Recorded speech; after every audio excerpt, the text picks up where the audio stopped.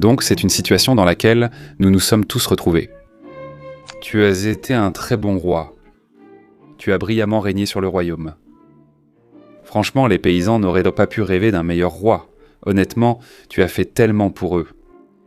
Par exemple, il t'est arrivé de toucher certains d'entre eux sur le cou pour guérir leur tuberculose en utilisant l'ancienne et scientifiquement rigoureuse méthode connue sous le nom de toucher royal. Bon, ça n'a pas marché. Ils sont tous morts. Et c'est malheureux, mais quand même, ils devraient être reconnaissants que tu aies essayé. Certaines personnes se sont plaintes que tu as introduit de nouveaux impôts. Bien sûr, tu ne le voulais pas, mais le royaume avait simplement besoin de plus de châteaux, de plus de banquets, d'un nouveau trône pour supporter ton poids immense. N'oublions pas que, pour la gloire de l'Angleterre, tu es parti en guerre contre la France. Tout le monde t'a dit de ne pas le faire. Ils ont tout dit que ce serait un désastre. Et ça l'a été, mais ne nous attardons pas sur les détails. Dans l'ensemble, tu as été un roi fantastique. Et c'est pourquoi il est tellement décevant et franchement bouleversant qu'après tout ce que tu as fait pour eux, les paysans se révoltent maintenant. Pourquoi se révoltent-ils ?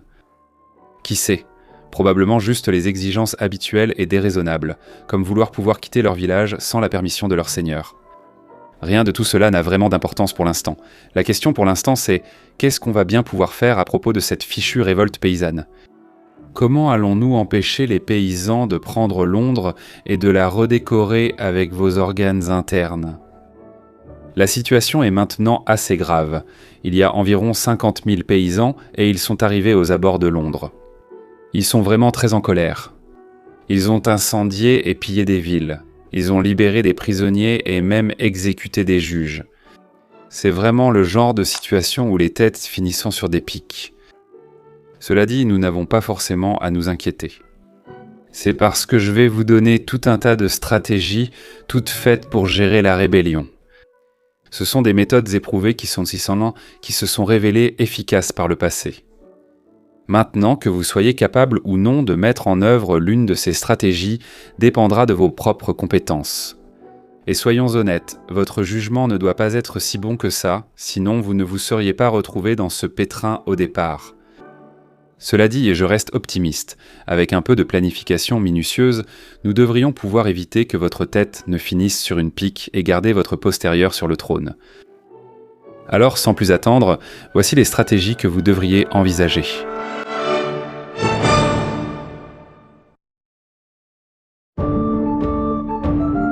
La première est un grand classique, c'est vraiment l'une de mes préférées. Elle a été utilisée de nombreuses fois par différents rois et elle a un taux de réussite très élevé. Essentiellement, ce que vous allez faire, c'est dire aux paysans que vous leur donnerez tout ce qu'ils veulent. Vous allez céder à toutes leurs exigences. Cela les rendra incroyablement heureux. Ils seront ravis de savoir qu'ils ont un roi qui se soucie autant d'eux. Sachant que leurs préoccupations sont entre de bonnes mains, ils rentreront chez eux en criant « Vive le roi !» Ensuite, Bézut, tu vas tenir parole et tu vas honorer toutes les promesses que tu as faites aux paysans. Non, évidemment, tu ne vas pas faire ça. Ce que tu vas faire, c'est que une fois que les paysans seront rentrés chez eux en toute sécurité, tu vas trouver les chefs rebelles et les tuer. Enfin, tu vas dire que toutes tes promesses sont nulles et non avenues. Comme tu peux le voir, c'est une stratégie simple. Je pense qu'il y a une certaine beauté là-dedans. C'est une combinaison joyeuse de tromperie et de violence. Historiquement, cette stratégie a été très efficace. Nous avons plusieurs exemples où elle a très bien fonctionné. Le premier est peut-être le soulèvement le plus célèbre de toute l'histoire anglaise, la révolte des paysans de 1381. Pour vous remettre dans le contexte, il s'agissait d'une révolte contre Richard II, qui n'avait que 14 ans à l'époque. La révolte a commencé pour plusieurs raisons. Tout d'abord, la peste noire avait récemment tué une grande partie de la population, ce qui donnait aux paysans plus de pouvoir de négociation avec leurs seigneurs. Essentiellement, ils pouvaient exiger des salaires plus élevés. Cependant, une loi a été adoptée pour geler les salaires au même niveau qu'avant la peste noire. Les paysans considéraient cela comme injuste parce qu'ils savaient que leur travail valait plus que ce qu'on les payait. Une autre cause de la révolte était la colère des gens face à de lourdes taxes.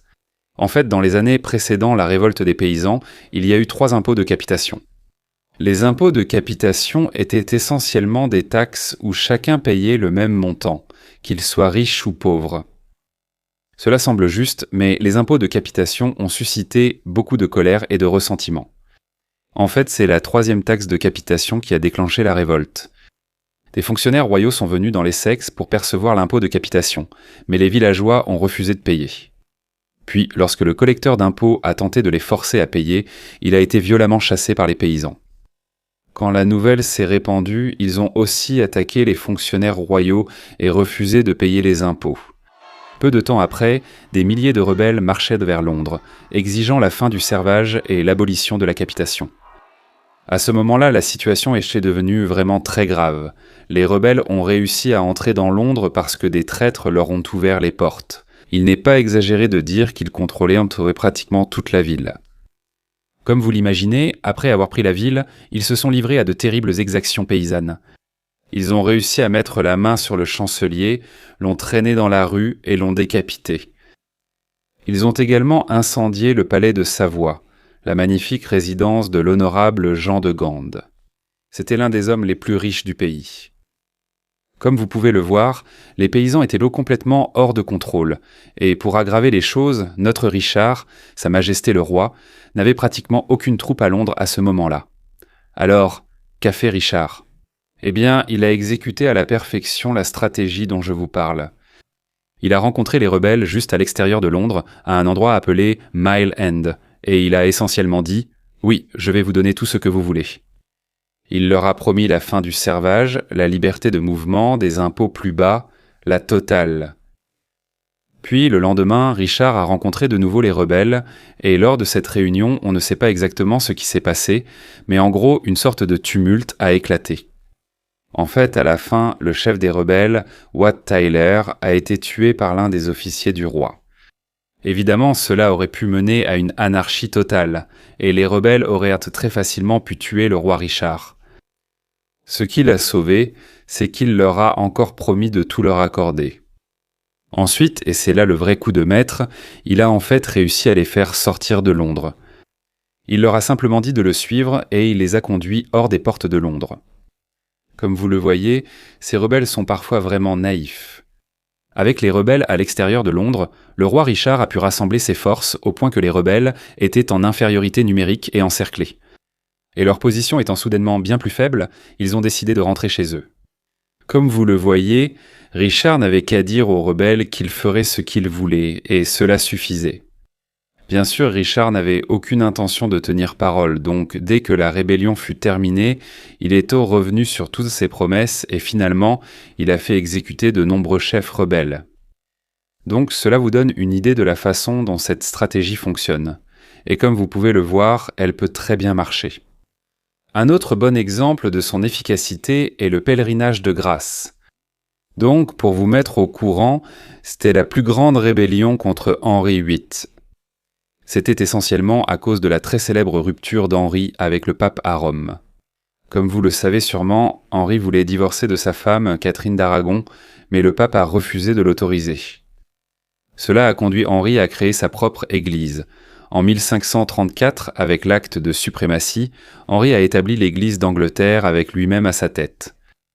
Maintenant, si cela n'était pas déjà assez controversé, ce qu'il a été encore plus, c'est ce que nous appelons aujourd'hui la dissolution des monastères. Essentiellement, Henri a détruit de nombreux monastères catholiques dans le pays. Ils ont été fermés, leurs richesses ont été saisies par la couronne et leurs terres vendues. Nombre de ces vieilles églises ne s'en sont jamais remises. Comme vous pouvez l'imaginer, vu les mesures aussi controversées prises par Henri, il n'a pas fallu longtemps avant qu'une rébellion n'éclate, ce que nous appelons aujourd'hui le pèlerinage de grâce. Au début, la rébellion a connu un certain succès. Les rebelles ont réussi à prendre la ville d'York. Ils se présentaient comme un pèlerinage et portaient donc des bannières représentant les 5 plaies hantées du Christ. Ils voulaient juste mettre en avant leur motivation religieuse, un simple coup de com', tu seras d'accord. Leurs revendications étaient, comme toujours, déraisonnables. Ils voulaient la restauration des monastères, la suppression de certaines taxes, et plus ridicule encore, ils voulaient un parlement dans le Nord. Tu te rends compte ? Quoi qu'il en soit, Henri a répondu avec un exemple parfait de la stratégie dont je parle. Il a envoyé le duc de Norfolk négocier avec les rebelles et a dit qu'il discuterait de leurs revendications au Parlement. Avec ruse, il a dit que s'ils rentraient chez eux, il n'y aurait aucune représaille. Les rebelles naïfs l'ont cru et sont rentrés chez eux. Ensuite, lorsque les rebelles furent rentrés chez eux en toute sécurité, Henri envoya ses hommes pour en exécuter environ 200. Ensuite, Henri ignora toutes les revendications des rebelles et poursuivit joyeusement la destruction des monastères catholiques. Donc encore une fois, comme vous pouvez le voir, cette stratégie peut très bien fonctionner. Elle peut vous donner tout ce que vous voulez sans avoir à livrer la moindre bataille. Maintenant, je dois préciser que cette stratégie peut mal tourner. Je pense que l'un des meilleurs exemples où cela a mal tourné est en fait le roi Jean et la Magna Carta, l'un des épisodes les plus célèbres de toute l'histoire anglaise. Jean a essayé de faire exactement ce dont je vous ai parlé. Il a d'abord accepté les exigences des rebelles. Ensuite, lorsqu'il a cru pouvoir le faire sans risque, il est revenu sur sa parole et a rompu son engagement. Mais malheureusement pour Jean, cela n'a pas du tout aussi bien fonctionné que dans les cas que je viens de mentionner. Je vais vous donner un peu de contexte sur la rébellion. Elle a essentiellement commencé pour la même raison que d'habitude, parce que Jean était un roi incroyablement impopulaire, tout comme vous, et cela pour plusieurs raisons. La première raison était qu'il a complètement mal géré un conflit avec le pape. Le roi Jean était en désaccord avec le pape sur le choix de l'archevêque de Cantorbéry. Le pape voulait qu'un certain homme devienne archevêque, mais Jean a refusé. Cela a en fait conduit le pape à placer l'Angleterre sous interdit, ce qui signifiait que tous les services religieux étaient suspendus, et Jean lui-même a été excommunié. Comme vous pouvez le voir, c'était une décision assez dramatique. Finalement, Jean a fini par céder et il a accepté de payer un tribut au pape. Cependant, cela a fini par le faire paraître faible, et les nobles ont donc considéré cela comme une humiliation. Mais ce n'était pas la seule raison de l'impopularité de Jean. La principale était sans doute la perte de nombreuses possessions anglaises sur le continent. Quand Jean est arrivé au pouvoir, l'Angleterre possédait de nombreux territoires dans l'actuelle France formant l'Empire angevin. Dès son arrivée au pouvoir, Jean a rapidement perdu une grande partie de ses territoires. Moins de 5 ans après son accession au trône, il perdit la Normandie. Cela a été très mal perçu par les nobles anglais, car beaucoup d'entre eux possédaient des terres en France.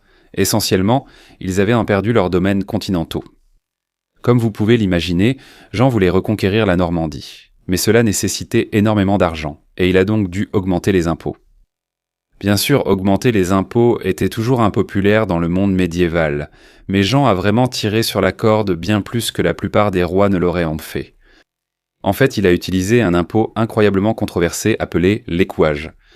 L'écuage signifiait essentiellement qu'au lieu que le roi exige un service militaire de la part des chevaliers, il exigeait de l'argent, et cela a provoqué beaucoup de ressentiment. Je dois préciser que les rois précédents avaient aussi utilisé l'écuage, mais la différence c'est que Jean l'utilisait vraiment en permanence. En fait, tout au long de son règne, il l'a utilisé environ 11 fois, ce qui était bien plus que ses prédécesseurs.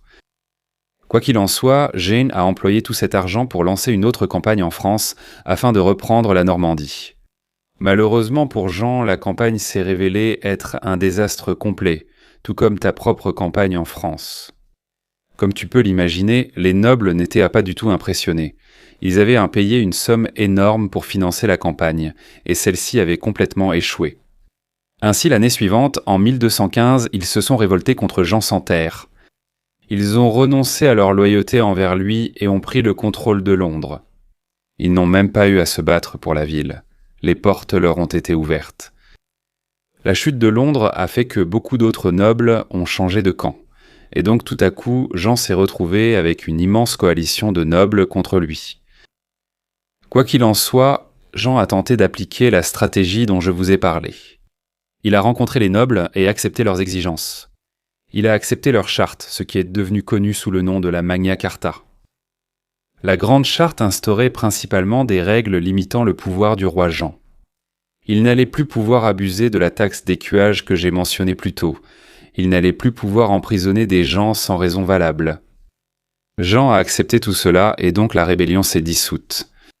Ensuite, Jean a essayé de passer à la deuxième phase de la stratégie. Il a trahi sa parole et ses promesses. En fait, il avait un plan assez créatif, qui consistait à faire appel au pape pour déclarer la Magna Carta invalide. Comme je l'ai mentionné précédemment, Jean s'était en fait brouillé avec le pape quelques années plus tôt, mais entre-temps, ils s'étaient réconciliés, et Jean avait essentiellement transformé l'Angleterre en une sorte d'état vassal du pape. Et à cause de cela, le pape voulait maintenant soutenir Jean dans son conflit avec les barons. Donc de toute façon, le pape, Innocent III, déclara la Magna Carta nulle et non avenue. Il l'a qualifiée d'illégale et d'injuste, et il est même allé jusqu'à excommunier les barons. Maintenant, tout cela peut sembler être un plan assez correct, mais il avait un défaut fatal. Les barons étaient tout à fait capables de former une autre armée et de se rebeller à nouveau. Et c'est exactement ce qu'ils ont fait. Dès que Jean a renié la Magna Carta, les barons ont pu très rapidement rassembler une autre armée et organiser une nouvelle rébellion. En fait, ils avaient même un atout venu du continent dans leur manche. Le prince Louis de France, l'homme qui allait devenir Louis VIII. Les barons ont invité Louis à envahir l'Angleterre et à revendiquer le trône. Maintenant, je suis sûr que vous serez d'accord, mais en termes d'histoire anglaise, c'était vraiment un coup bas, franchement déloyal. Quoi qu'il en soit, la position de Jean était maintenant encore pire qu'auparavant. Il semblait qu'il allait perdre la guerre, et je veux dire, même si on n'aime pas y penser, l'Angleterre aurait même pu finir avec un roi français. Alors comment Jean s'est-il sorti de cette situation délicate ? Eh bien, en gros, en mourant de la diarrhée. Je n'ai pas inclus cela comme une stratégie potentielle à envisager dans votre situation actuelle, car je suppose que ce n'est pas la voie que vous souhaitez emprunter, mais j'imagine que théoriquement, c'est une autre option qui s'offre à vous. Quoi qu'il en soit, avec Jean mort, les rebelles ont décidé qu'ils ne voulaient pas vraiment d'un roi français, et donc le fils de Jean, Henri, est devenu roi, Henri III. Globalement, je dirais que toute cette stratégie qui consiste à accepter puis à revenir sur sa parole peut très bien fonctionner, mais elle peut aussi mal tourner. Et donc, il faut en être conscient. Je dirais que la possibilité d'utiliser ou non cette stratégie dépend vraiment de la personne à qui vous avez affaire. Je crois que cela a marché pendant la révolte des paysans et le pèlerinage de grâce parce que ces mouvements étaient principalement constitués de gens du peuple. Ils avaient très peu de pouvoir, très peu d'organisation, et cela rendait vraiment difficile pour eux de relancer la rébellion une fois que le roi était revenu sur sa parole. Cependant, si vous faites face à des nobles qui ont suffisamment de pouvoir pour lever une autre armée, il est alors très possible qu'aussitôt que vous revenez sur votre parole, ils se rebellent à nouveau. Et vous savez, vous pourriez vous retrouver avec un problème encore plus grave sur les bras que celui que vous aviez au départ. De plus, un autre problème avec cette stratégie, c'est qu'elle repose sur le fait que les rebelles vous croient lorsque vous dites que vous ferez ce qu'ils veulent. Essentiellement, toute la stratégie repose sur le fait que les rebelles soient tellement crédules, tellement naïfs, qu'ils vont vous faire confiance. Bien sûr, il n'y a aucune bonne raison pour qu'ils ne fassent pas confiance à votre majesté, à part le fait que vous mentez. Mais laissons cela de côté. Il n'y a aucune bonne raison pour qu'il ne vous fasse pas confiance, mais il est tout de même possible qu'il ne le fasse pas. Et si c'est le cas, alors simplement dire que vous ferez ce qu'ils demandent ne suffira pas à les apaiser. Et donc, à cause de cela, nous devons envisager d'autres stratégies. La solution la plus simple est simplement d'affronter les rebelles sur le champ de bataille. Il existe de nombreux exemples de rois qui ont fait face à une rébellion, ont affronté les rebelles sur le champ de bataille et ont gagné, ce qui a mis fin à la rébellion. L'un des avantages de cette stratégie, c'est que vous finissez par paraître vraiment impressionnant, vraiment puissant. Après la rébellion, tout le monde sera terrifié par vous. C'est génial. Voyons quelques exemples où cette stratégie a réussi. L'un des meilleurs exemples est en fait l'une des rébellions les moins connues dont je vais parler, à savoir la rébellion des Cornouailles de 1497. Ce qui s'est passé, c'est qu'Henri VII était sur le trône et qu'il voulait financer une guerre contre l'Écosse. Pour financer cette guerre, il avait besoin d'augmenter les impôts. C'est une histoire aussi vieille que le monde. Cependant, les habitants incroyablement peu loyaux des Cornouailles, à l'extrémité sud-ouest de l'Angleterre, n'étaient pas prêts à payer ces impôts. Ils pensaient que cette guerre ne les concernait pas et refusèrent de la financer.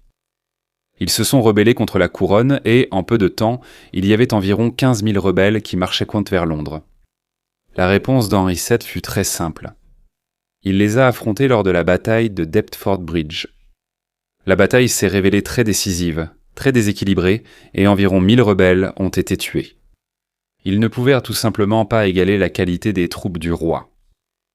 C'était en partie parce que très peu de nobles avaient rejoint la rébellion, et donc elle était très faible en termes de commandement militaire. Quoi qu'il en soit, après la bataille, les chefs rebelles furent capturés et exécutés. En fait, comme ils étaient trop des traîtres, ils furent pendus, éventrés et écartelés. La plupart des rebelles ordinaires ont simplement écopé d'amendes au lieu d'être exécutés. Et cela parce que Henri préférait leur soutirer autant d'argent que possible. Dans l'ensemble, je pense que vous serez d'accord pour dire que Henri VII a géré la situation de façon brillante, et cela nous montre vraiment à quel point affronter une rébellion sur le champ de bataille peut être efficace. Bien sûr, je dois préciser que ce ne sera pas toujours aussi simple. Si vous faites face à des rebelles plus compétents, plus aguerris au combat, il sera alors bien plus difficile de les vaincre aussi rapidement et de façon aussi décisive. La répression de la rébellion pourrait prendre du temps et demander des ressources. C'est essentiellement ce qui s'est passé lors de la rébellion de Glyndŵr au pays de Galles, au début du XVe siècle. Essentiellement, le contexte, c'est que l'Angleterre avait conquis le pays de Galles environ un siècle plus tôt sous Édouard Ier. Maintenant, je n'ai aucune idée pourquoi, mais pour une raison quelconque, les Gallois n'aimant pas vivre sous la domination anglaise.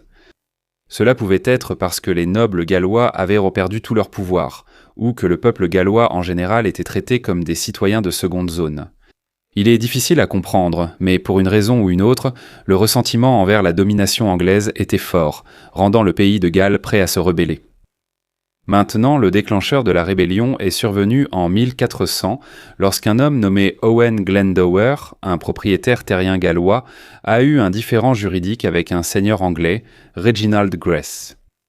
Nous ne savons pas exactement ce qui s'est passé, mais il est possible que Grey ait utilisé ses relations avec la couronne anglaise pour que les tribunaux statutent contre Glendower.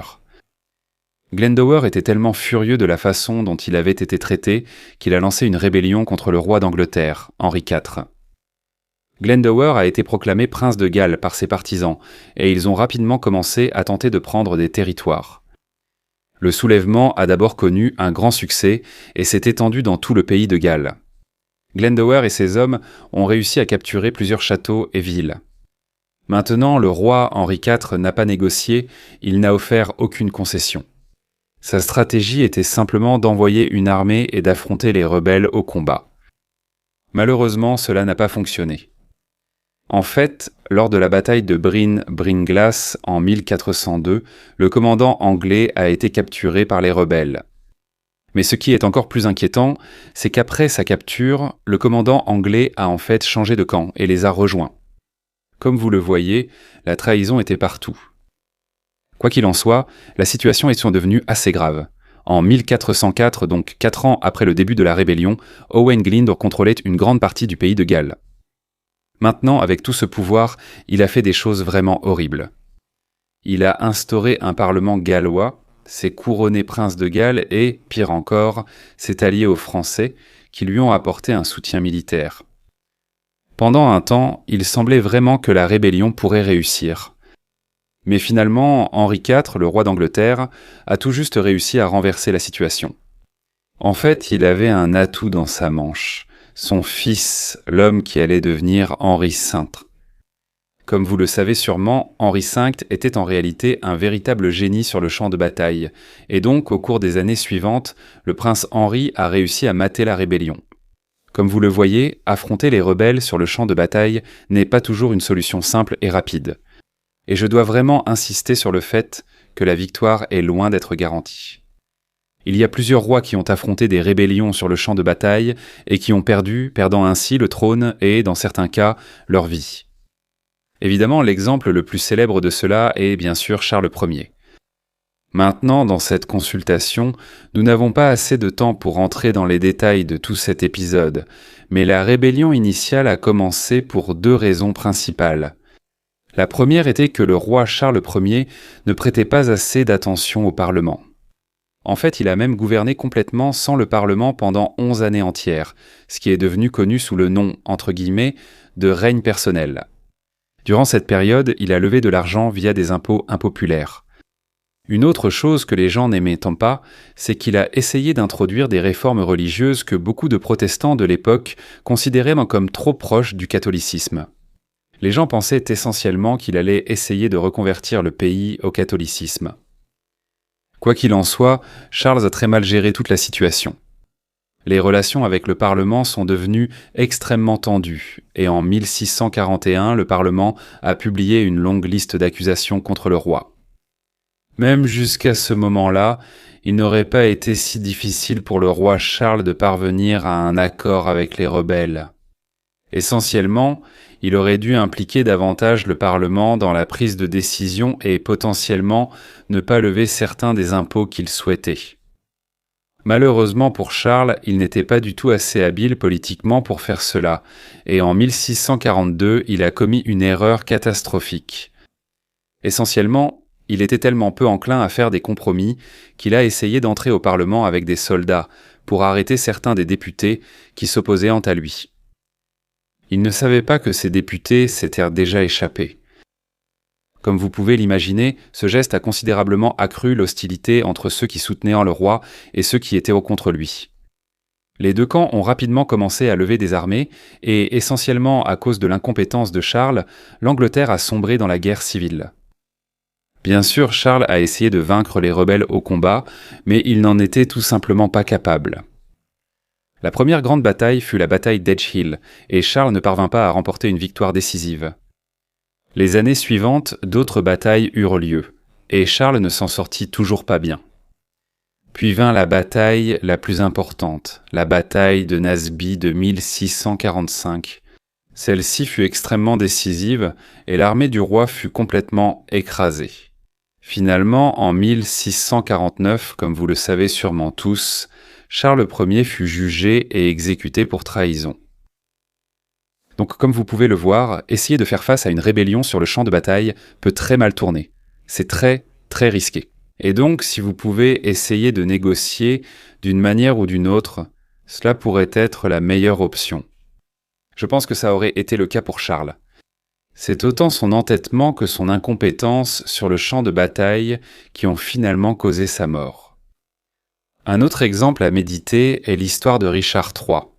Maintenant, je dois donner un peu de contexte sur la façon dont Richard est monté sur le trône au départ. Essentiellement, Richard III est monté sur le trône à la suite des guerres des Deux Roses, qui sont une série de guerres civiles notoirement compliquées. Je ne vais pas entrer dans les détails à ce sujet, mais ce que vous devez savoir, c'est que le frère de Richard, Édouard IV, était sur le trône et qu'il avait 2 fils. À cause de cela, il semblait que la succession allait être simple. Le roi Édouard avait un héritier et un second fils en réserve, donc à sa mort, l'un de ses fils deviendrait roi. Cependant, Édouard est mort très soudainement en 1483, et son fils aîné n'avait que 12 ans à l'époque, ce qui signifiait qu'il ne pouvait pas régner.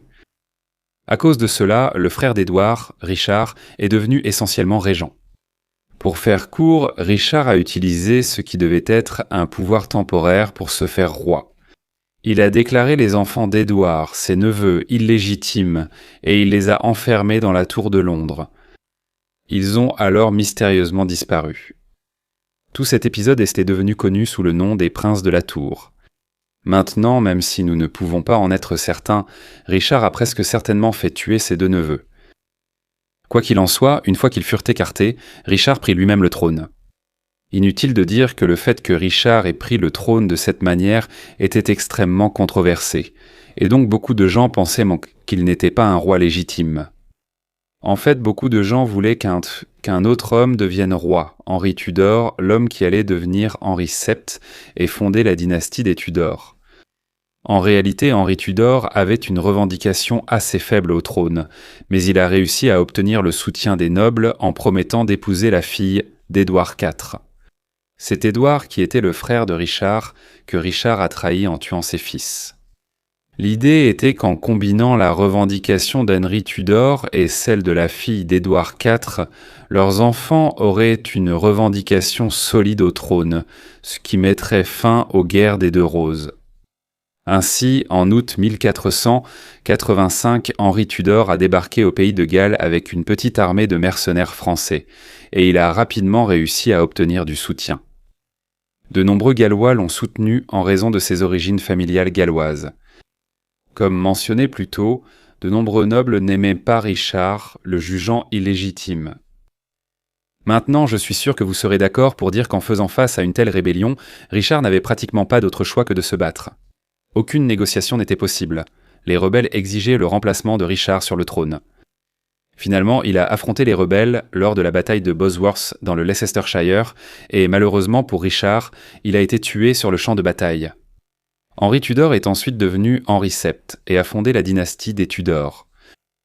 Dans l'ensemble, cet épisode nous montre encore une fois qu'affronter une rébellion sur le champ de bataille est toujours très risqué. Cela dit, parfois, on n'a tout simplement pas d'autre choix. Je ne pense pas que Richard en avait. Maintenant, les stratégies dont nous avons parlé jusqu'à présent demandant beaucoup de courage. Que ce soit Richard II, quittant Londres pour aller à la rencontre des paysans pendant la révolte des paysans, ou Henri IV, menant personnellement une armée au combat pendant la rébellion de Glendower. Malheureusement, je peux voir, rien qu'en vous regardant, que vous ne serez probablement pas de taille à faire ça. Alors parlons de certaines options moins courageuses et audacieuses que vous pourriez envisager.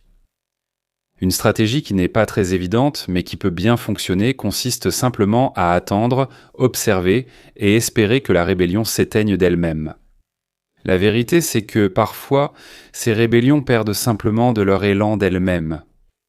Évidemment, c'est quelque chose que vous allez devoir juger avec une extrême prudence, car si vous vous contentez d'attendre et que la situation empire, vous pourriez vous retrouver dans une position encore pire que celle dans laquelle vous étiez au départ. Cela dit, si vous jugez bien la situation, cette stratégie peut fonctionner et nous avons quelques bons exemples à ce sujet.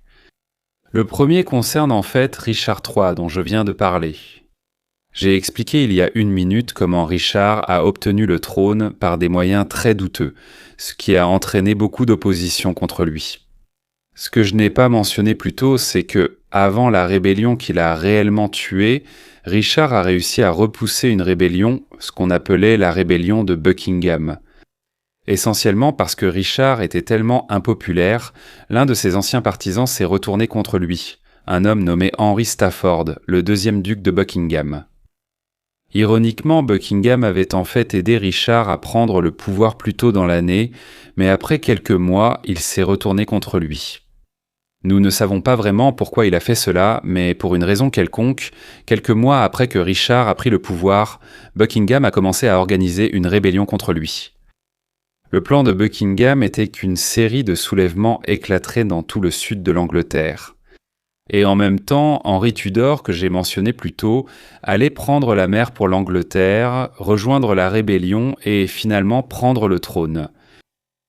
Maintenant, le plan n'était pas forcément mauvais, mais malheureusement pour Buckingham, presque tout ce qui pouvait mal tourner a mal tourné. Puisqu'il s'agit de l'Angleterre, ses plans ont été ruinés par ce qui les ruine toujours, la météo. Il y a eu de très violentes tempêtes qui ont inondé les rivières dans l'ouest de l'Angleterre, et cela a empêché Buckingham de rejoindre ses partisans. Un autre problème était que, bien qu'Henri Tudor ait pris la mer pour l'Angleterre, à cause du mauvais temps, il n'a pas pu débarquer et il a donc dû retourner en Bretagne. Quoi qu'il en soit, comme la rébellion s'effondrait pratiquement, Buckingham a été abandonné par ses partisans. Finalement, il a été capturé et exécuté. Comme vous pouvez le voir dans cet épisode, Richard III n'a vraiment pas eu besoin de faire grand-chose. C'est parce que la rébellion s'est essentiellement effondrée d'elle-même. Un autre exemple similaire est une rébellion appelée la rébellion de Wyatt, qui était dirigée contre Marie Eyre d'Angleterre, également appelée Marie la Sanglante. Pour ceux qui ne le savent pas, Marie était la fille d'Henri VIII, qui bien sûr a rendu l'Angleterre protestante. Ensuite, lorsque Marie est arrivée au pouvoir, elle a rétabli le catholicisme en Angleterre, ce qui a été extrêmement controversé. Peut-être encore plus controversé, c'est qu'elle voulait épouser Philippe d'Espagne, héritier du trône espagnol. Beaucoup de gens n'aimant vraiment pas cela parce que l'Espagne était catholique et que cela renforcerait fortement le catholicisme en Angleterre. Les gens craignaient aussi que cela ne fasse de l'Angleterre une sorte de vassal de l'Espagne. Il faut comprendre que l'Espagne était alors à l'apogée de sa puissance, avec une immense richesse provenant de son empire en Amérique. Bref, les gens n'étaient pas du tout contents que la reine Marie épouse Philippe d'Espagne, alors ils ont décidé de la renverser et de rendre l'Angleterre à nouveau protestante. La rébellion a commencé en 1554, lorsqu'un homme nommé Thomas Wyatt a levé une armée d'environ 3000 hommes dans le Kent et a marché vers Londres. Marie n'a pas répondu en offrant des concessions aux rebelles, ni en les affrontant sur le champ de bataille. Elle les a essentiellement laissés poursuivre leur marche vers Londres. Je dois préciser qu'elle a essayé de renforcer son soutien dans la ville. La principale chose qu'elle a faite a été de prononcer un discours dans lequel elle a déclaré qu'elle resterait reine et qu'elle résisterait à la rébellion. Quoi qu'il en soit, Wyatt et son armée sont bien arrivés à Londres, et ils espéraient que certains de leurs partisans dans la ville leur ouvriraient traller les portes. Malheureusement pour Wyatt, cela ne s'est pas produit et il a été totalement incapable d'entrer dans Londres. Avec cela, toute la rébellion s'est pratiquement effondrée. Wyatt a été capturé et exécuté pour trahison. Comme vous le voyez, Marie n'avait pas besoin d'en faire beaucoup. Je dois dire que c'était en partie parce que la rébellion était assez petite et qu'ils n'avaient vraiment pas de plan. Leur plan était que quelqu'un les laisserait entrer à Londres, et quand cela ne s'est pas produit, ils n'avaient en fait pas vraiment de plan B. J'espère que vous aurez la même chance et que la rébellion à laquelle vous faites face sera tout aussi petite et incompétente. Cela dit, je ne parierai pas votre maîtresse préférée là-dessus. Quoi qu'il en soit, j'ai encore 2 stratégies à vous proposer. La première consiste en une simple négociation, voire même à donner aux rebelles ce qu'ils veulent. Vous savez, au final, il n'y a aucune honte à simplement céder. Je veux dire, il y a beaucoup de honte et vous finirez humilié et affaibli, mais si c'est la différence entre ça et finir mort, vous savez, ça pourrait être la meilleure option. Maintenant, Nous avons un bon exemple d'un roi qui a fait cela, et c'est Henri VII lors de la rébellion du Yorkshire en 1489. La rébellion a essentiellement commencé parce qu'Henri voulait plus d'argent pour soutenir son allié, Anne de Bretagne, qui était menacée par le roi de France. Il a réussi à faire adopter une taxe par le Parlement pour financer une action militaire en Bretagne. Cependant, les habitants du Yorkshire n'étaient pas contents de devoir payer la taxe. Ils estimaient en fait qu'ils contribuaient déjà suffisamment à l'Angleterre en défendant contre les Écossais, et qu'ils devraient donc être exemptés de financer une guerre en France. Quoi qu'il en soit, Henri envoya son collecteur d'impôts, un homme nommé Henri Percy, comte de Northumberland, dans le Yorkshire pour collecter les taxes. Mais dès qu'il est arrivé, une violente rébellion a éclaté. Les rebelles ont en fait attaqué la résidence du collecteur d'impôts, et il a été tué par la foule. Quoi qu'il en soit, là où un roi plus obstiné aurait envoyé quelqu'un d'autre pour essayer de collecter les impôts, Henri a essentiellement reculé. Il n'a pas retenté d'obtenir les impôts des habitants du Yorkshire. Il craignait que s'il le faisait, tout le Nord ne se révolte. maintenant, Pour tenter de sauver la face, il a bien puni certains des chefs rebelles, mais il n'a imposé aucune sanction à la population en général. Globalement, il a laissé les rebelles obtenir ce qu'ils voulaient. Évidemment, ce n'était pas idéal parce que cela signifiait qu'ils avaient moins d'argent pour sa guerre en France. Et il faut le dire, vous, les rois, semblez un peu accros à ces guerres en France. Mais vous savez, parfois il faut simplement choisir ses batailles. maintenant, J'ai une dernière option à vous proposer, et c'est quelque chose que vous ne devriez envisager que si vous n'avez absolument plus aucune marge de négociation, et c'est de fuir en France. Je dois dire que partir en France présente certains avantages. Le temps est meilleur, la nourriture est meilleure, ils ont plein de fromages excellents. Vous savez, ça a ses avantages. Cela dit, tout cela a un prix. Perdre le trône et absolument toute votre dignité. maintenant, Le roi le plus célèbre à avoir choisi cette option fut Jacques II, lorsqu'il perdit le pouvoir lors de ce que l'on appelle la Glorieuse Révolution. Jacques était impopulaire parce qu'il était catholique, et beaucoup de gens craignaient qu'il veuille imposer le catholicisme à l'Angleterre. Il a placé des catholiques à des postes de pouvoir et il gouvernait de manière assez autoritaire. Quoi qu'il en soit, la naissance d'un fils de Jacques déclencha la glorieuse Révolution. Essentiellement, ce fils allait très probablement instaurer de façon définitive une dynastie catholique en Angleterre. C'était intolérable pour les nobles, alors ils invitèrent la fille de Jacques, Marie et son mari, Guillaume d'Orange, à envahir l'Angleterre et à prendre le trône. Guillaume et Marie promirent qu'ils maintiendraient l'Angleterre protestante. En novembre 1688, Guillaume d'Orange débarqua en Angleterre et de nombreux nobles et soldats anglais changèrent de camp pour le soutenir. À présent, Jacques n'avait vraiment plus beaucoup d'options. Les gens l'abandonnaient en masse. Sur le papier, il avait une armée plus nombreuse que Guillaume, mais beaucoup de ses officiers protestants ne lui étaient pas vraiment loyaux. Rapidement, Jacques comprit qu'il ne pouvait compter ni sur son armée, ses alliés politiques, ni sa famille. Finalement, au lieu de finir dans un éclat de gloire catholique, Jacques a choisi l'option la plus confortable. Il s'est enfui en France. En fait, il a été capturé alors qu'il se rendait en France, puis ramené à Londres, avant d'être autorisé à s'échapper de nouveau. Et la deuxième fois, il a réussi à atteindre la France. On l'a laissé s'échapper parce que le futur nouveau roi d'Angleterre, Guillaume, pensait que l'exécuter ou l'emprisonner ferait de lui un martyr, alors que le laisser fuir donnait l'impression qu'il avait abandonné le trône. Comme vous pouvez le voir, c'était une fin incroyablement peu digne pour le règne de Jacques, alors vous devez vous demander si vous voulez vraiment que ce soit votre héritage. D'un autre côté, les années de Jacques en France furent très confortables. Il a été accueilli par le roi français Louis XIV, et il a reçu une résidence très luxueuse près de Paris. Là, il avait toute une cour en exil et il pouvait se faire croire qu'il était toujours le roi légitime d'Angleterre. Dans l'ensemble, cette option ne doit clairement être envisagée qu'en tout dernier recours. Je veux dire qui voudrait abandonner l'Angleterre pour vivre une vie de luxe extrême en France, sans aucune responsabilité, avec toute la nourriture que l'on peut manger et des maîtresses à profusion. Quoi qu'il en soit, cela conclut ma liste de stratégies potentielles pour faire face à la rébellion contre vous. J'espère que cela vous a donné matière à réflexion. Une dernière chose que j'aimerais dire, c'est que, vous savez, il faut vraiment régler ce problème, car beaucoup de rois anglais ont connu des fins très atroces parce qu'ils ont mal géré des rébellions. Un bon exemple est, bien sûr, Charles Ier, que j'ai mentionné plus tôt. Charles a en fait été décapité devant la Banqueting House à Londres, devant une immense foule. Vous savez, ce n'est vraiment pas une façon très digne de partir. J'ai aussi mentionné Jean tout à l'heure, qui est mort de diarrhée en combattant les rebelles.